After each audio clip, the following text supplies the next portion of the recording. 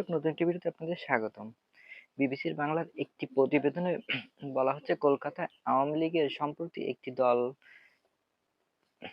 কার্যালয় খুলছে এবং সেখানে তাদের কার্যক্রম চলছে। এই কার্যক্রম আসলে একটি ব্যক্তিগত এবং বাণিজ্যিক কমপ্লেক্সের ভিতরে ভিতরে সেখানে সরাসরি অনেকগুলো কমপ্লেক্স রয়েছে এবং 30 থেকে 35 জন বসতে পারে এবং উম নিজেদের চেয়ার টেবিল এবং অফিস সাজানোর, তবে অফিসে এমনভাবে সাজানো হয়েছে যাতে বাইরে থেকে বোঝাই না যায় এটি দলীয় কোনো কার্যালয় এবং দলীয় কোনো কার্যকলাপ চলছে ভিতরে। কোনো সাইনবোর্ড নেই ভিতরে, বঙ্গবন্ধু শেখ মুজিবুর রহমান বা শেখ হাসিনার কোনো ছবি নেই। এমনকি কেউ হঠাৎ ঢুকলেও বুঝতে পারবে না এটি রাজনৈতিক দলের অফিস নাকি সাধারণ কোনো বাণিজ্যিক অফিস। এবং প্রতিবেদনে বলা হচ্ছে, এই অফিসটি চালু হয়েছে ভারতের গোয়েন্দা সংস্থা এবং স্বরাষ্ট্র মন্ত্রণালয় নিয়ে এটি চালু করা হয়েছে। কেন এই অফিস? কারণ বর্তমান প্রায় 70 থেকে 80 জন সংসদ সদস্য পলাতক, যাদের একটি বড় অংশ কলকাতায় রয়েছেন এবং কলকাতায় এখনো মূল ঘাঁটি উঠেছে।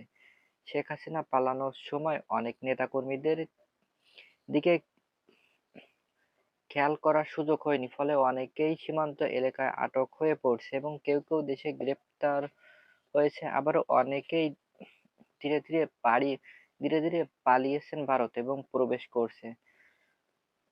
ভারত সরকার এই প্রবেশিতে সম্মতি দিয়েছেন এবং প্রতিবেদনটিতে আরো বলা হচ্ছে, কেউ যদি ওই বাণিজ্যিক এলাকার পিছনে এবং ভবনের লিফটে চড়ে অষ্টম তলায় এবং বাম দিকে হেঁটে যায়, দুটি করিডোর রয়েছে এবং সেখানে পাশাপাশি দুটি রঙের দরজাও রয়েছে সাজিয়ে। একই দরজায় আওয়ামী লীগ কার্যক্রম, কিন্তু বাইরে থেকে বোঝার কোনো উপায় নেই, কেউ উকিও দিয়ে দেখতে পারবে না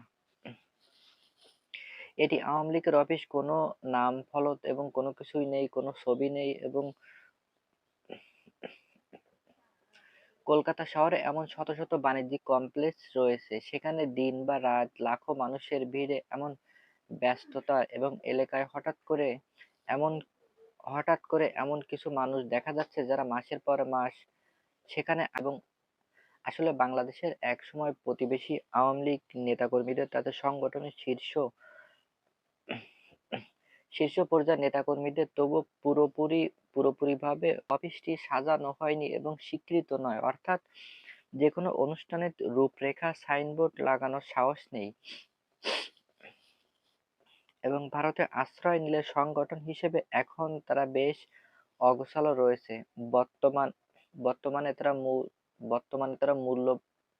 সামাজিক মূল্যবোধ এবং স্বয়ংক্রিয় ফেসবুক গ্রুপ, হোয়াটসঅ্যাপ গ্রুপ এবং টেলিগ্রামে ইত্যাদি মাধ্যমে আলাপ আলোচনা চলছে, সেখানে শেখ হাসিনাও যুক্ত হন। তুলনায় টেকা বলা হয়নি এবং মায়ানমারে সুচিও ক্ষমতায় হারানোর পর দেশে বিদেশের প্রতিযোগিতার ঝড় উঠছিল, কিন্তু সেখানে আওয়ামী লীগ বিদেশের কার্যক্রম শূন্য অবস্থানে রয়েছে।